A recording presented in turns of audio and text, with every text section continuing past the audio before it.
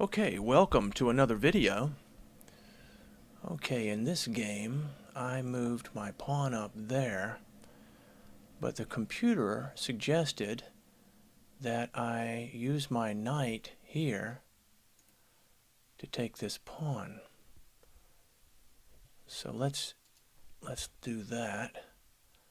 Knight takes.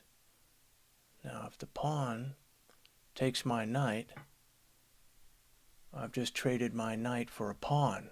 But moving the knight to take the pawn revealed hidden attack by the queen on the bishop. And then I get a bishop. So at the end of the deal there, I've lost my knight, but I've gotten his bishop and a pawn, so I'm up a pawn. So anytime you can make a deal like that, by the end of the game, you're going to be up more and more pawns. So the knight takes the pawn. The best move for white is to recapture, and then black gets the bishop, and therefore black is up a pawn. Now you may say, well, is there anything else white could have done? Well, let's look. Now the computer says the best move is for white to just recapture. But if they don't, let's say the queen says, I'm going to come up here and protect the bishop. Well, then the knight can take the rook, and that's a bad deal for white. So you really don't want to do that. So moving the queen up to protect the bishop is not a good idea.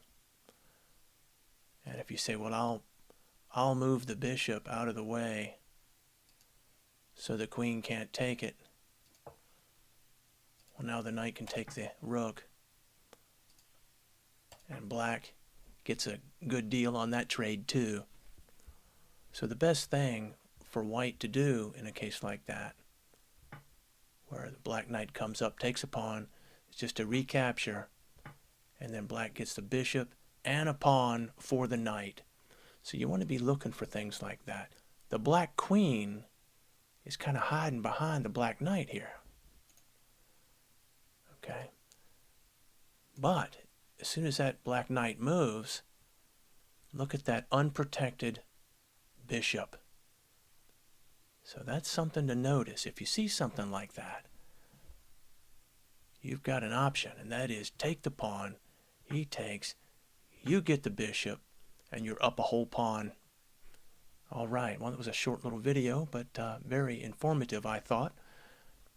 Have a great day. Thanks for watching.